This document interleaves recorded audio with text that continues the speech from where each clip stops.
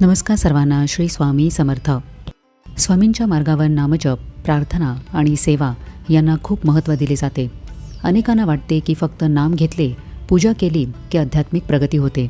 पण प्रत्यक्षात या सगळ्यांइतकीच महत्त्वाची एक गोष्ट आहे, ती म्हणजे आपली वागणूक आणि नम्रता. कारण नामजप मन शुद्ध करतो, पण नम्रता मनाला योग्य दिशेला ठेवते. स्वामींच्या मार्गावर चालताना फक्त मंत्र जपणे पुरेसे नसते. आपला स्वभाव, बोलणे, प्रतिक्रिया आणि इतरांशी वागणे हेही तितकेच महत्त्वाचे ठरते. नम्रता असली की नामजपाचा परिणाम खोल जातो, अहंकार कमी होतो, मन शांत राहते आणि स्वामींचे संकेत सहज समजायला लागतात. म्हणूनच स्वामी मार्गावरील या प्रवासामध्ये नामजप, स्वामींची सेवा हा पाया आहे आणि नम्रता ही त्या पायाला स्थिर ठेवणारी ताकद आहे. आजच्या व्हिडिओमध्ये आपण हेच जाणून घेणार आहोत की नम्रता ही स्वामी मार्गावर इतकी महत्त्वाची का आहे. नम्रता मनातील हट्टीपणा दूर करते. अनेक वेळा आयुष्यातील समस्या बाहेरून नसतात, त्या आपल्या हट्टीपणातून निर्माण होतात. आपण जेव्हा म्हणतो की मीच बरोबर, मीच सर्व जाणतो, माझाच मार्ग योग्य, या हट्टीपणामुळे मन बंद होते. स्वामींचे संकेत समजत नाहीत.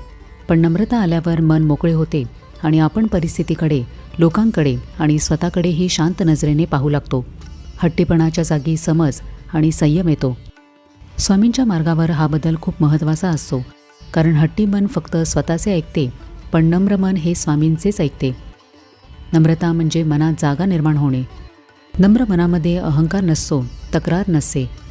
नम्र मनामध्ये शिकण्याची, समजण्याची आणि पुढे जाण्याची तयारी असते. नम्रता स्वामींचे संकेत समजायला मदत करते. स्वामींचे संकेत अत्यंत सूक्ष्म असतात. ते जीवनातील छोट्या प्रसंगांमधून शिकवतात, पण हे संकेत फक्त नम्र मनालाच समजतात. अहंकारी मनाकडे दोन प्रमुख समस्या असतात. एक म्हणजे ते गृहीत धरते आणि दुसरे म्हणजे ते विरोध करते. म्हणूनच स्वामींचे संकेत दिसूनही त्याचा अर्थ समजत नाही. जसे की एखादे काम थांबते हा संकेत असतो, एखादी व्यक्ती दूर जाते किंवा एखादी चूक पुन्हा पुन्हा दिसते, हे सर्व संकेतच असतात. नम्रता असली की मन शांत राहते आणि शांत मनाला स्वामींचा संदेश नेमका कळतो. नम्रतेमुळे आपण प्रश्न विचारतो, उत्तर शोधतो, चिंतन करतो. ही शोधण्याची वृत्तीच आपल्याला स्वामींच्या योजनेशी जोडते. नम्रता अहंकार कमी करते आणि मनाला शुद्ध करते. अहंकार म्हणजे आध्यात्मिक मार्गातील सर्वात मोठा अडथळा आहे. अहंकारामुळे माणूस स्वतःचे सत्य पाहू शकत नाही. अहंकार आपल्याला दोष दाखवू देत नाही, चुका स्वीकारू देत नाही आणि बदलू देत नाही. अहंकार हा नम्रतेचा सर्वात मोठा शत्रू आहे. नम्रता आली की मन म्हणते की मला अजून शिकायचे आहे, मी काहीच जाणत नाही, माझ्या विचारांपेक्षा स्वामींचे मार्गदर्शन श्रेष्ठ आहे. नम्रता आली की माणूस स्वतःला सर्वज्ञानी समजत नाही. मीच बरोबर किंवा माझे म्हणणेच अंतिम हा विचार आपोआप कमी होतो. नम्र मन स्वतःच्या चुका पाहू शकते, स्वीकारू शकते आणि बदलण्यासाठी तयार राहते. ही तयारीच अहंकाराला जागा देत नाही. अहंकार जिथे कठोरपणा आणतो, तिथे नम्रता मनामध्ये मृदूपणा आणते. अहंकार राग वाढवतो आणि नम्रता समज वाढवते. म्हणूनच मनामध्ये नम्रता वाढली की मन स्वच्छ, हलके आणि स्वामींच्या मार्गदर्शनासाठी तयार होते. नम्र व्यक्ती स्वतःला इतरांपेक्षा मोठे समजत नाही. आपले मतच नेहमी बरोबर असे वाटत नाही आणि इतरांचेही ऐकायची तयारी तयार होते. हळूहळू मी सर्व जाणतो ही भावना कमी होते आणि अहंकारही कमी होत जातो. नम्रतेमुळे नाती सुधारतात. नात्यांमधील अर्ध्या समस्या अहंकारामुळे निर्माण होतात. मी का बोलू, माझी चूक नाही, त्यांनीच पहिले पाऊल टाकावे. पण अंगी नम्रता आली की विचार बदलायला लागतात. आपण चुका मोकळेपणाने स्वीकारू लागतो. मन कठोर राहत नाही. नात्यांमध्ये सुसंवाद राहतो. नम्रता नात्यांमधील ताण कमी करते, अनावश्यक तक्रारी दूर करते आणि मनाला दैनंदिन तणावातून मुक्त करते. यामुळे मन शांत राहते. जिथे आधी वाद होत होता तिथे आता संयम येतो. जिथे दुखावणे होते तिथे आता समज वाढते. नम्रतेमुळे व्यक्ती स्वतःसोबत आणि इतरांसोबत शांत राहायला शिकते. आणि ही शांतता म्हणजे स्वामींचा आशीर्वादच आहे. नम्रता मनाला शिकण्यासाठी तयार करते. जेव्हा माणूस नम्र असतो तेव्हा त्याचे मन रिकामे पात्र असल्यासारखे असते. शिकण्यासाठी, बदलण्यासाठी आणि अनुभवण्यासाठी तयार असते. अहंकारी मन म्हणते की मला माहिती आहे, पण नम्र मन म्हणते की मला शिकायचे आहे. हा फरक आध्यात्मिक प्रगती ठरवतो. स्वामींचे धडे आपल्याला कधीही थेट मिळत नाहीत. ते आपल्याला जीवनातील प्रसंगातून, चुकांमधून, अडचणीतून शिकवतात. नम्र मन या धड्यांना स्वीकारते.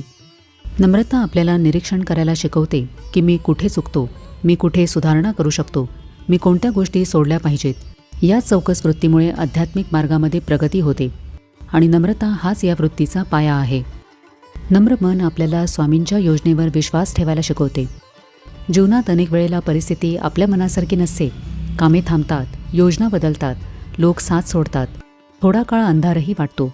या क्षणी अहंकार म्हणतो की हे का घडले, हे माझ्याबरोबरच का होत आहे.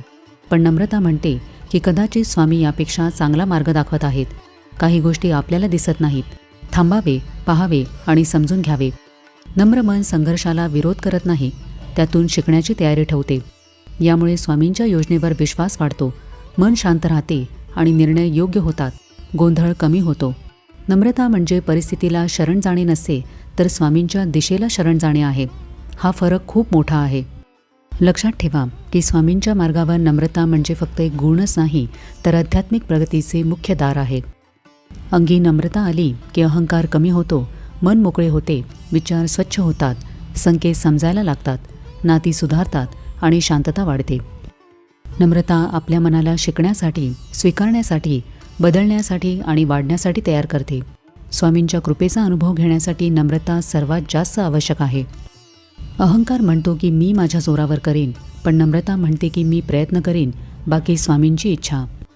ही एकच छोटी भावना संपूर्ण आध्यात्मिक प्रवासाची दिशाच बदलते. म्हणूनच नम्रता हा गुण स्वामींच्या मार्गावर अत्यंत महत्त्वाचा आहे. नम्रता वाढवण्यासाठी मोठे बदल करण्याची गरज नसते. काही साध्या सवयी पुरेशा असतात. रोज स्वतःला एक प्रश्न विचारा की मी कुठे जरा जास्त कठोर वागलो. ही जाणीव नम्रतेची पहिली पायरी आहे. दुसरे म्हणजे इतरांचे मत मध्येच न तोडता पूर्ण ऐकण्याची सवय लावा. यामुळे अहंकार कमी होतो आणि समज वाढते. तिसरे म्हणजे आपल्या चुकांना लगेच विरोध न करता शांतपणे पाहण्याचा आणि समजून घेण्याचा प्रयत्न करा. आजपासून फक्त एवढे करा की कोणतीही परिस्थिती येऊ द्या, तिला समजून घ्या आणि मगच प्रतिक्रिया द्या. या संयमी वागण्यामुळे आपल्यातील या छोट्या बदलामुळे नम्रता वाढीस लागते. तर आजच्या व्हिडिओमध्ये आपण हे पाहिले की स्वामी मार्गावर नम्रता इतकी महत्त्वाची का आहे. आजचा व्हिडिओ तुम्हाला कसा वाटला कमेंट करून नक्की सांगा. आपण भेटूया आता पुढच्या व्हिडिओमध्ये. तोपर्यंत सगळ्यांना श्री स्वामी समर्थ.